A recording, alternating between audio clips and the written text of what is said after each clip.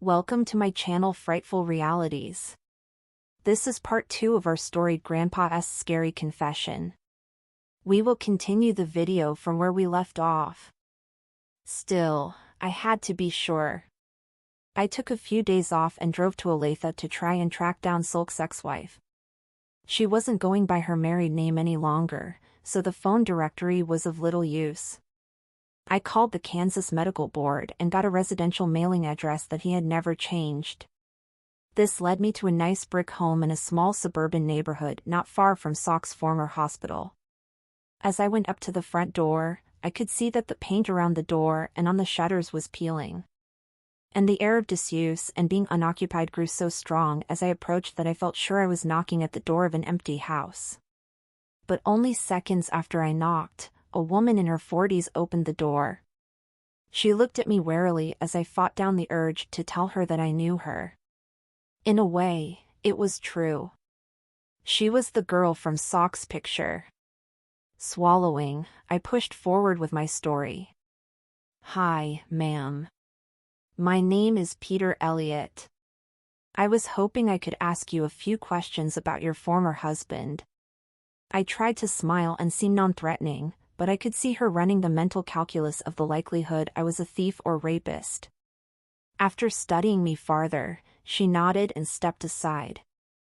"Come on in, I guess. Is Marcus in some kind of trouble?" We stepped into a foyer cluttered with stacks of books and magazines, and as we spoke, she led me down a path to a living room that was even more filled with rows after rows of books. I gestured around. "You've got quite the collection." She had moved a stack of newspapers off a worn-looking sofa and gestured for me to sit down. She shrugged, looking disconsolate. "I think I slipped from being a collector to a hoarder about 2 years ago. I need to clear all this junk out." She looked used up and small in her pale blue bathrobe as she sat down in an old recliner. Her sad eyes looked thoughtfully distant for a moment before coming back to me. "So is he in trouble?" I smiled. "I don't know yet, honestly. I'm just looking for him for an interested party, and my understanding is that the two of you were together for years." A brief look of pain crossed her face. "Yeah. We were. Childhood sweethearts, if you can believe it. I thought we'd always be together." I leaned forward. "If you don't feel it's too personal, can you tell me what changed? Did Marcus change?" She picked at some dried skin on her lip nervously. She suddenly seemed very uncertain. To hell with it. Yes. He did. He changed all of the sudden. Do you know when or why?" She nodded, her eyes focusing on me as anger lit the edges of her face.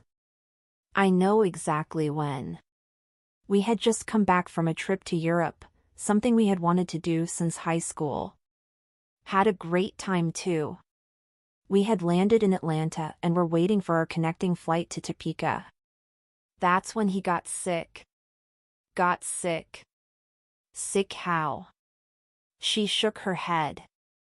"I don't know. He had gone to the bathroom near the terminal and when he came back, he said he didn't feel well. His head and neck were hurting a lot. He felt nauseous. By the time we landed in Kansas, he said that it had passed." But she sighed. "This is pointless. You won't believe anything I'm gonna tell you anyway." I grimaced slightly. "I will. Please. I can't go into detail, but this is really important and I'll listen to anything you tell me with an open mind." She looked at me for several minutes, again weighing. Finally, she nodded and went on. "He was different from then on. At first, I thought he was just sick or jet-lagged. Then I thought he was stressed or having a midlife crisis, but those were all just excuses really because I was thinking it from the night we got home from the airport." "Thinking what?" "That it wasn't Marcus anymore." She held up a hand. "I know how that sounds. Believe me. But I knew that man. I had known him and loved him since I was 10. It was like whatever happened between us landing in Atlanta and taking back off, it swallowed him up. He still sounded like Marcus, and I could see him trying to act like him. But it was wrong somehow. False. It felt like someone who knew a lot about Marcus was trying to impersonate him. She gave a harsh laugh. I swear to God, he even smelled different. I told my mother that and she set me up with a therapist right away. I didn't know what to do with all this. What she was saying was incredible in the literal sense of the word, but I found myself believing her. Even if she was wrong, I didn't think she was lying to me. So what are you saying? You don't think it was him anymore? What does that mean? I don't know. Believe me. I've spent years wondering about it, and I still don't know the answer. But something changed, and it's not in the normal, oh, people change way. He was not right. I would see him sometimes when he didn't know I was around, and he was entirely different. His face would be slack. His eyes would be dead. He looked like some kind of terrible doll. I thought about the night in the closet and suppressed a shudder. Was he ever violent or abusive towards you? She shook her head. No. Never. Never said a harsh word to me. Actually, he had less of a temper than he had before, but he'd always been sweet back when he was himself too. She rubbed at her eyes for a moment before continuing, but it didn't matter. I tried talking to him about it at first, tried to see if I could help. But when I finally accepted that it wasn't him anymore, I found myself just getting more and more withdrawn. More and more afraid of him. What made you afraid of him? She stood up, jamming her hands in her pockets of her robe as she began to pace around the open patches of floor in the room. Have you ever been to an aquarium with sharks? I nodded. You know how they'll swim by, looking at you all calm and placid, but you know that behind that black eye, they aren't calm or placid. They're just not ready to eat you yet, and they know there's glass in the way. That's the way I came to feel when Marcus was here. He would glide around me silently in the mornings and at night, his eyes seeing and not seeing me at the same time. And he was always calm, always grinning his fake shark grin. And maybe it was my imagination. But I felt like whatever hunger he had, it was growing. And the glass holding him back was getting thinner. I realized I had been holding my breath, and I let it out. So you divorced him. She gave a small sad smile as she sat back down. Yes. It was very easy. I told him I wanted a divorce. He said that sounded just fine and he moved out the same day. Aside from signing papers in a lawyer's office, I never saw him again. Okay. But why did you stay here, stay in the same house? Weren't you worried he might come back? Her smile grew slightly. Well, that's the thing, isn't it? On the one hand, yes, I'm scared of seeing Marcus showing back up one day. But what if it was the real Marcus that came back? What if I had moved, changed my name, made sure he couldn't find me, and then it was the real Marcus somehow back as randomly as he was taken away and he came looking for me? What if he couldn't find me? Her voice grew thick at the end, and I reached out to grasp her shoulder. I didn't have any real words of comfort or wisdom for her, and being around her pain just reminded me of my own. Standing, I looked down at the girl that had once been Alicia's sulk. It made me hate Marcus even more to see what he had done to her. I don't have any easy answers for you, Alicia. I don't think that Marcus, your Marcus, is coming back. I don't know if that helps or hurts you, but maybe it'll make it easier for you to move on. She looked up, her expression bitter. It doesn't help, and I know you mean well, but I'd like you to leave. I nodded and headed outside. I turned to say goodbye, but the door was already closed behind me. When I got back home the following morning, I found a follow-up article on the missing girl. She had been found behind a middle school a few miles away from where she was abducted, and she had been torn apart. Sound travels farther in cold weather. It's called refraction. Essentially, the sound waves that are in the higher, warmer air that is farther from cold ground move faster through the more excited air molecules and get pushed back downward. So sound gets amplified closer to the ground. I knew that at the time, though I didn't learn the science behind it until later. That night, I was just wondering how far away the screams of the little boy were coming from. It had been 5 weeks since I'd returned from Olathe. And in that time, I had found out little new beyond some information about the last girl who had been killed, a pretty blonde girl in her sophomore year of college. She had 2 parents and a brother that the newspapers bled for grief and drama for a couple of weeks before moving on to the next tragedy. But it wasn't over for them. It would never be over for any of us. It would have been an easy thing to add their imagined pain to my own and use it all as the justification I needed to end this now, to end him now. But for all my circumstantial evidence, I had nothing definitive. Even the DNA from your grandmother's nails, while compelling, didn't eliminate any other explanation. And given what I intended on doing to him, I needed to be sure. I had stayed busy in the intervening weeks both in surveilling Sock and my work as well as in more fully preparing for when I finally took him, if it came to that. I purchased, again slowly and with great discretion, a variety of medical supplies and tools. I found an old moving truck from a defunct company that I got cheap with cash. The container body of that truck is where I set up Sock's room. I bolted a table to the floor and attached straps and chains to it. I attached lights to the interior corners of the container and added a row of shelves and a chair to one side. I even welded and forced Stan to the wall so I could keep him fed with whatever cocktail of saline and drugs I needed to keep him alive. I planned on torturing him for a long time, and I didn't want him dying from shock or infection. I told myself I was going to do all these things to get information, to get answers to the hows and whys of what he had done, but that was only partially true. In my heart of hearts, I knew I was going to do it whether he gave me answers or not. I hated that part of myself. But if I was going to control it, I had to accept it. So I prepared the room Sulk would slowly die in while salving my conscience with the knowledge that I was being thorough and fair before I took him. Of course, that's not how things played out. One night, the night of the screams and so much more, I was watching Sock's house with the dull-eyed enthusiasm of a sentry who always guards the same post. I had been there for close to 8 hours and was close to packing it up to go get some rest when Sock suddenly came out of his house and got in his car. This was strange for him. It was nearly 8 in the evening and he never left the house after 6 except for the time I had been in the closet, the night the girl was taken. Feeling my pulse pounding in my head, I waited until he was almost out of sight and then I pulled out and began to follow him.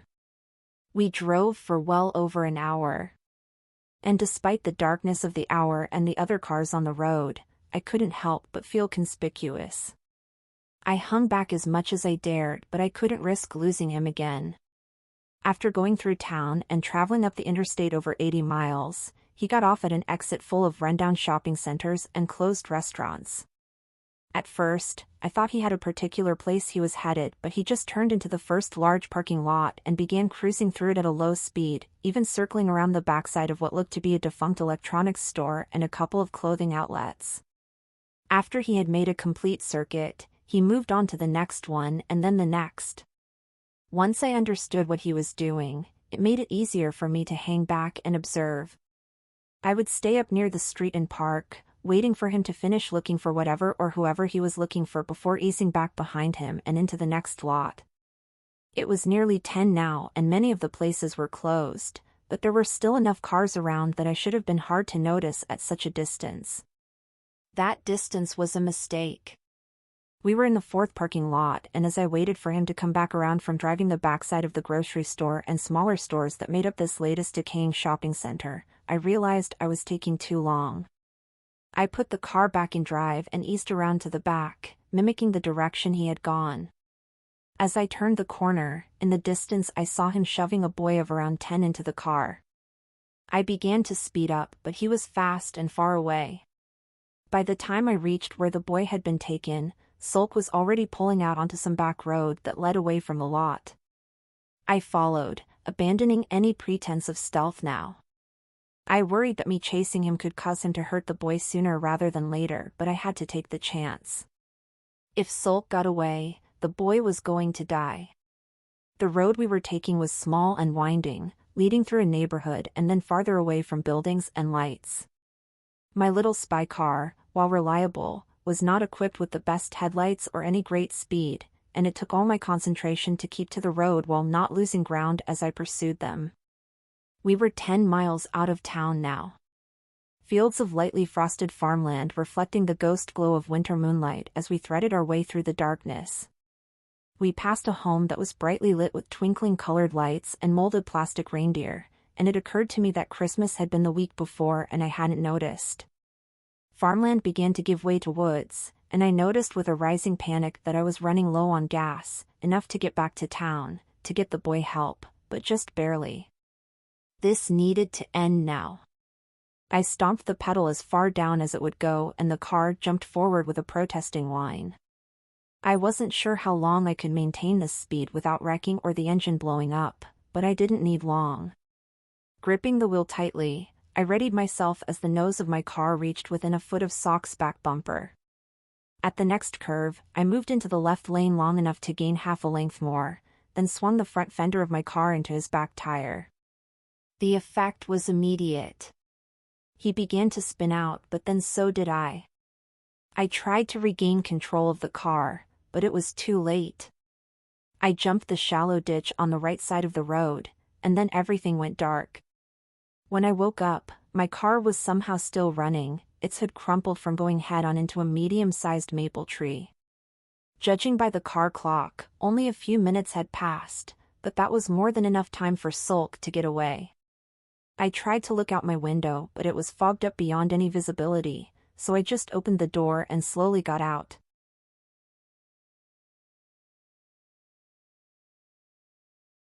My head was swimmy and I had a small gash where I'd hit my head on the steering wheel, but otherwise, I seemed okay. Steadying myself against the car, I looked around and saw Sulk's car wrecked in the far deeper left ditch 50 feet down the road. The front doors to the car were open and there was no sign of anyone. I started making my way up the road to the car, and it didn't take long before I saw the drag marks leading away into the woods. I patted my pockets. I had my gun and a folding knife on me, and that would have to do. Following the path wasn't hard at first, with the moonlight throwing the thick ravines of ice, snow and dirt into sharp relief. As I got deeper into the woods, however, the shadows and undergrowth began to slow my progress. That's when the boy began screaming. I picked up my pace again, moving at a loping, unsteady run as I tried to gauge direction through a combination of sight and sound. The boy's cries were becoming louder, but they were also becoming more shrill and frantic as they moved from fear into terror. I pushed through a last thick stand of pines, and then I saw why the boy was screaming. This is where I have to ask for your patience more than anything that's come before. I understand I'm giving you a great deal of detail to explain everything fully, but despite the strangeness of much of it, I don't know that anything so far has fallen entirely outside of what you understand is possible. This next part, I will do my best to describe it, but you need to understand that I will fail to really do it justice and it will sound unbelievable. Just try to bear with me as best you can. I pushed through those trees and stumbled into a small clearing, the cold white moonlight shining down like a spotlight over the scene. The boy, he looked closer to 8 now that I was closer, was down on his back and trying to scramble away from the thing towering over him. Sulk was nowhere to be seen. As for the thing itself, it stood on 2 legs and was half again as big as a man. From behind, I could see its legs were digitigrade like the legs of a dog or cat, though they reminded me more of rat legs. It had no tail I could see, but just relatively small hips that swiftly expanded into a large muscular torso. The back of the torso was largely covered with matted gray hair, though it became patchy and seemed to transition into some kind of black chitin as it moved towards the head. I took all this in quickly and while still moving forward slowly. Then it turned to face me. Its head was a strange mix of reptile and insect, reminding me of a cross between a large beetle and a snake. A hard black shell hooded a long face set with burning yellow eyes and a mouthful of long curved teeth. The strangest thing about it was its arms. They were different from each other. One was heavy and thick, made out of that same black material and shaped like some kind of savage club that tapered to a spiky lump at the end. The other was a slender furry hand with fingers that were long and almost graceful looking. Each tip punctuated by a hooked claw. As it regarded me, I involuntarily took a step back. My mind was having trouble reconciling what it was seeing. How was I supposed to deal with something like this? Still, I had to try. I fumbled and pulled the gun from my coat pocket, leveled it at the creature, and fired. I saw the round strike just before hearing the wet thudding sound it made. The creature seemed unfazed. I fired again and again. I emptied 13 rounds into that thing, and it didn't stagger, didn't bleed. It just took it without complaint. Then I realized it was making a sound after all. It was low at first, and I couldn't identify it. When I did, I felt my bowels loosen. It was laughing. The sound was terrible, like wet meat and rocks being tumbled in an old dryer, but I could tell that's what it was. Whatever this thing was, it was laughing at me. I looked back to the child who had been transfixed by all of this, and I yelled for him to run. I still don't know if that is what killed him, and I tried to tell myself he was going to die regardless. But as I yelled, the creature turned back to him and brought its massive club arm down on his stomach. The boy, well, he burst open. The arm was brought down a second and a third time, but he was well dead before then. The force from the blow shattering his bones and sending jets of blood and ruined flesh shooting off in streams from the point of impact. The thing turned back to me, still laughing its awful laugh, and I swear I could see that mouth of knives smiling at me. So I ran. My mind was half gone at this point, and I can't say that I was even headed back towards the road. Over the sound of blood in my ears, I could hear the terrible thudding crash of the monster pursuing me. I tried to go faster, but my vision was beginning to swim and I found myself struggling to keep my feet. I felt more than heard its hot ragged breath on my back, and I was turning to try to fight it off. But suddenly, I was flying through the air. Pain flared through my neck and shoulders as I struck something hard, and then I was out again. When I came to, I was in a room of some kind. It looked like a basement with cinder block walls and the musty air of disuse. The room was fairly large, stretching out into a darkness that was not illuminated by the single pool of light the overhead bulb offered. I was tied in a chair. Ropes at my wrist and ankles, bungee cord around my chest. I tried to rock the chair, but it was either very heavy or secured somehow because it didn't budge. Next, I tried to listen for any sign of noise, any clue as to where I was or who might be around. Nothing. Finally, I went back to studying my surroundings, peering into the dark for any further information I could find. That's when I saw his eyes. Sock's eyes were reflecting the light from the overhead bulb. And as I stared into the blackness, I could slowly make out his still form. He said nothing. But after another few seconds of studying me, he stepped forward into the light, his eyes still fixed upon me. He was smiling, and it looked very genuine. The reason you're alive, in case you were wondering, is I need to know what you know and who you've told. Sock's voice had lost any forced jocularity that I was used to hearing the times we intersected at the hospital. He stood in front of me, hands on his waist and the unpleasant smile still on his lips, as though he was getting ready to punish an unruly child and savored the idea. I understand you can lie, and I understand that torture is not foolproof, But I have to try, don't I? I looked up at him, fear and rage warring in my heart. I know you're a murderer. I know you killed Rebecca. Sulk gave me a fake wince as I said her name. Yeah. That was not my best choice. I knew that taking someone from where I worked was risky, but I needed someone, and she was just there like a gift. It was easy at the time, but hindsight is a bitch. If I had known you were going to be a super sleuth, I would have tried to hold off. He smiled again, and I was reminded of Alicia comparing him to a shark. It was apt, but let's move past that. What do you really know? I felt my jaw clenching as anger won out. Go to hell. I've told you the only thing that's important. The expression fell off Sulk's face like rotten meat off a bone. Dead-eyed and silent, he bent down and began pulling off my right shoe. I tried to struggle briefly, but I didn't budge. I needed to save my energy for when I could make it count. My left wrist seemed to be slightly looser. Sulk reached back into the pool of darkness surrounding us, and I heard the sound of metal being dragged across concrete a moment before the hammer came into view. He brought the hammer up to my face for a moment, but he didn't ask another question. Instead, he brought the head of the hammer down on my right pinky toe with enough force to burst the flesh and pulverize the bone. I know I screamed, but I don't remember it. I was too concerned with the bomb going off in my head as the pain reached my brain. I felt myself slip towards blackness and then back out again.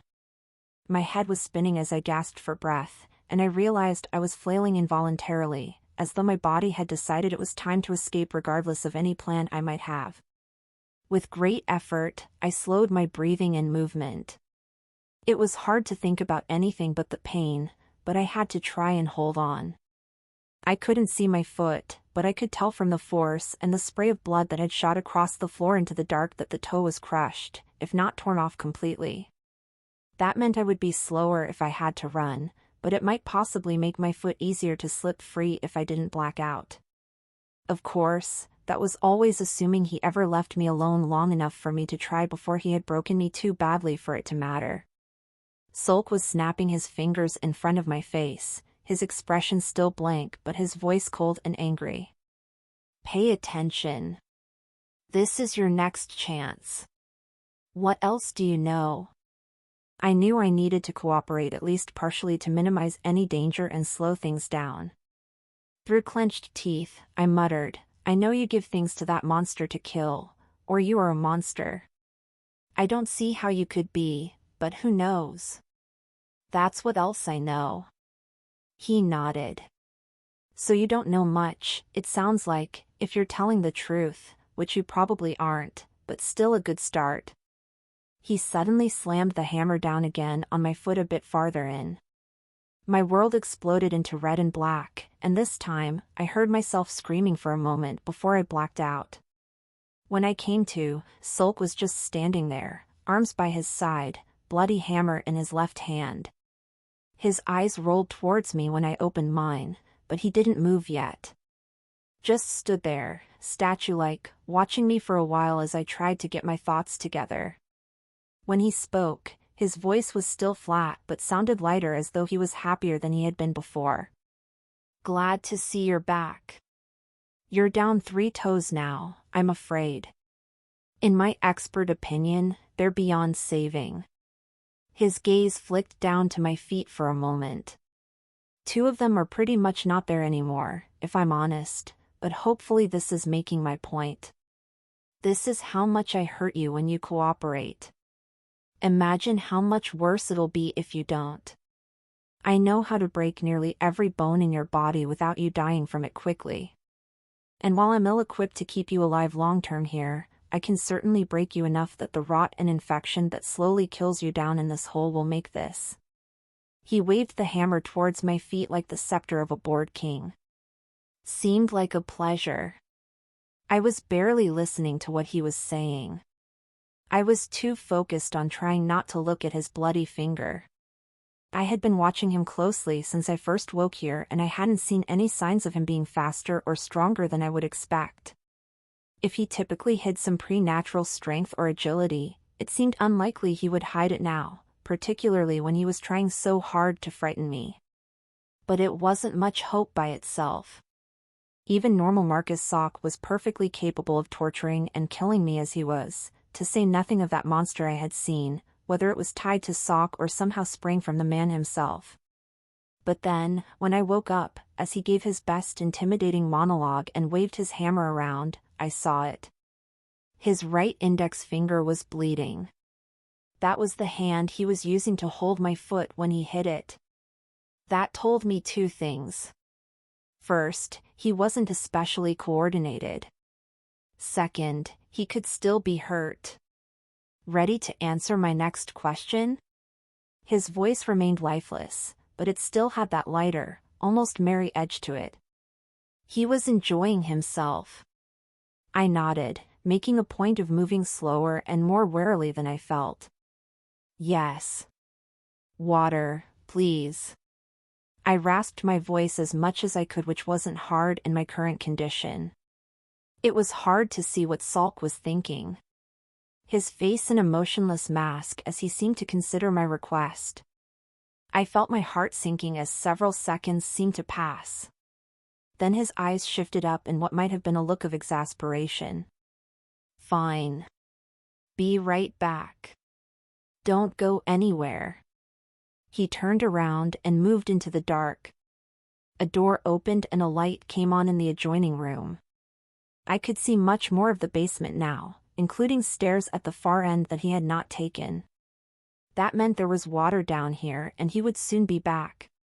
I frantically began tugging at my left arm, ignoring the pain and protest of my wrist as I yanked and twisted with all my strength. I had been right. The rope on my left wrist had some play in it, but I wasn't sure it was enough. I started sawing the rope back and forth across my wrist quickly instead, and within a few seconds, I saw blood beginning to well around the rope.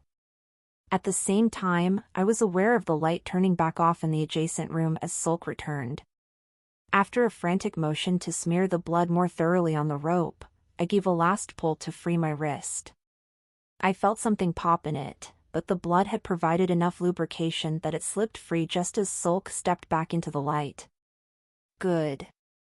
Just in time. Seriously. His voice was still too strangely flat to convey sarcasm well, but he punctuated it by throwing the glass of water he had brought in my face.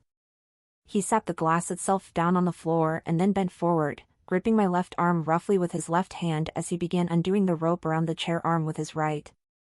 This is what I was waiting for.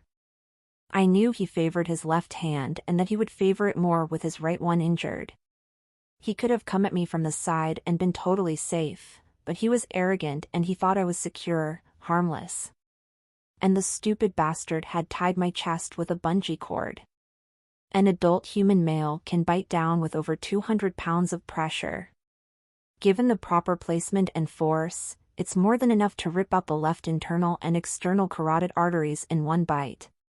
I had thought of the best angle if I got the chance, but I couldn't waste time trying to be perfect. In one movement, I leaned forward and down and then shot my face up into his neck, my mouth as wide as I could make it. Distracted with my arm and the rope, he couldn't react in time. I clamped down, grinding my teeth together as I felt skin, muscle, and then tendons give way. I shook my head as I pulled him towards me, and I felt the arteries begin to shred as new volumes of blood sprayed down my throat and out into the room around my lips. I still didn't let go, but I realized that Sulk had been squealing. Not really struggling or fighting back, just squealing like a dying animal. I didn't even hear it until it started to fade away. As his body went limp, the weight of it did the rest of the work for me. And with a wet snap, I was left with a mouthful of the man's throat as the rest of him crumpled to the floor. I spat it out and began working to get free. Even with my injured wrist, it didn't take long. I kept an eye on Sulk the entire time. He had lost more blood than any person can lose and live, but I had seen too much already that night. When I was free, I took the hammer and beat his head until there was very little left. When there was no question about him coming back, I began to explore the basement. The room next door was actually a full living space with a cot, a small kitchenette, and a bathroom. I found some bandages and antiseptic, doing the best I could to protect my foot in the short term. Sulk had been telling the truth. The last 2 toes on my right foot were gone. After I was done with first aid, I began looking for any information that Sulk could have left behind, any clues about what was actually going on, what that creature was, but there was nothing that I could find. I felt my strength waning as the adrenaline started to wear off, so I got to work getting out of there. I quickly pilfered his pockets and found his keys as well as my own. Moving up the basement stairs, I found the door at the top was locked. But after a tense moment, I found the key on Sulk's key ring. I tried to move quietly as I went upstairs, images of that terrible creature in the woods filling my head as I hobbled along. I was in a small ranch house, and when I opened the exterior door, I saw my battered little spy car outside. Apparently, Saul had been forced to take it when his was wrecked. And by some miracle, had it actually made it this far? I hoped it could make it a bit farther. Standing in the doorway looking out, I saw I was out in the middle of nowhere. There was a dirt road leading away into the distance, but no sign of other lights from houses or cars. I could tell that the sky was starting to lighten as dawn approached, but it was of little comfort at this moment. Aside from the terrible pain, I also felt exposed in this strange place where anything could be lurking about. I quickly went back inside to spread around the contents of a gas can I had found in the basement, making sure to saturate anywhere I had traveled in Sulk's body as I went. Going back outside, I tried my car and it cranked up with a groaning whine. So far, so good. I had actually forgotten to find something to light the gasoline in my adult state, but the cigarette lighter from the car and a scrounged up piece of paper from my floorboard did the trick. And in a few minutes, I was driving away. Having no clue where I was, I saw the tracks on the dirt road seem to show Sulk had come from the right, so that's the direction I headed back in. Driving was awkward as the car had no cruise control, and I couldn't use my right foot to accelerate. Thankfully, it was an automatic. And while it wasn't comfortable, that inconvenience was the least of my worries. More troublesome was my consciousness, which was dipping in and out as I drove. Gritting my teeth, I bumped my right foot against the interior of the car lightly, the surge of pain making me groan but bringing me back for the moment. I had a panicked thought and looked down at the gas gauge, remembering how low I had been before the wreck. Apparently, Sulk had to stop and get gas to get me all the way out here because now there was over half a tank. I had the unironic thought that it was a lucky break, and then I started crying. Not just a little, but blinding, body-racking sobs to the point that I had to pull over. I sat there in my dingy little spy car for some time weeping. Part of it was the physical and emotional toll of the last few hours, but most of it was because it was over. Sulk was finally dead. And that night, as I sat tied to his chair and said that him killing Rebecca was the only thing that was important, I had meant it. The monster, the mystery, none of that mattered. He had taken my life from me, my sweet, wonderful baby. And now I had ended him. But while that was a relief in one way, it terrified me in another. For months, I had been preoccupied with studying Sulk, with preparing my revenge. Now that it was done, I found myself standing at the edge of my black despair, the ground weakening under my feet as the new reality set in. I had nothing left to do. Nothing left to live for. Sulk had taken my gun and knife, but there was still a box cutter in the glove compartment. I took it out and held it for a while, testing its feel in my palm and the accompanying idea in my mind. It was tempting, but I kept thinking of what Rebecca would want me to do, and of that terrified little boy in the moments before he died. I wasn't done. I couldn't even say whether or not killing Saul could kill the monster or if it was still out there. And I hadn't come this far to quit on any of it, myself included. I cranked back up and drove on, hitting pavement in a small town with a hospital nearly 3 hours from home. When I hold up, I said, cutting my grandfather off mid-sentence. Just stop. He frowned and nodded. We had been sitting here for over 2 hours, and as the old man talked, I had felt my anxiety grow into a kind of strange angry fear. I stood up and began pacing to try to rid myself of some of the nervous energy I had been accumulating. So to summarize, you killed this guy, Saul, who killed your wife. And he either was this terrible beetle rat monster thing or he was working with him.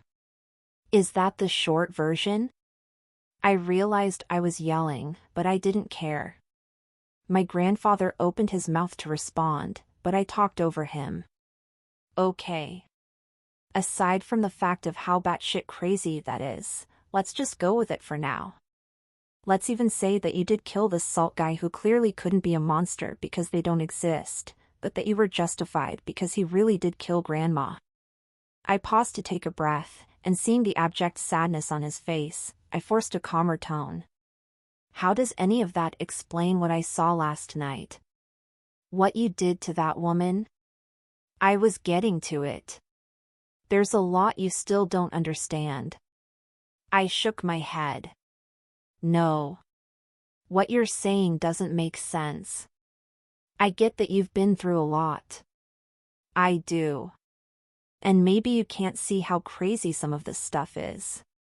But if you really believe all this stuff, you need help. But I can't know what kind of help you need until I know what you've done. I tried to prepare myself for the question I had been dreading asking all morning. Grandpa, did you kill that woman? He met my gaze solemnly, looking older in that moment than I had ever seen him. I did. But, again, there's more to it. I raised my hand. Sure, aside from Sulk and that woman, have you killed other people? He nodded, not even trying to explain farther at that point. How many? His eyes didn't leave mine. That woman makes 87. I felt my knees going as I stumbled back against the kitchen counter. What? How? Why? He looked dejected. I've been trying to tell you why. It's not an easy or quick thing to explain. I dug into my pocket as he was talking. Yeah. I guess not. Pulling my phone out, I tapped out 911 and hit call. After a moment of silence, I heard it ring and then a woman's voice was on the line. 911, what's your emergency?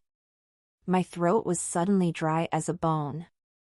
My grandfather sat silently staring at me from the table without protest, just watching. I finally managed to croak out. I think there's been a murder out here. I think my grandfather killed someone.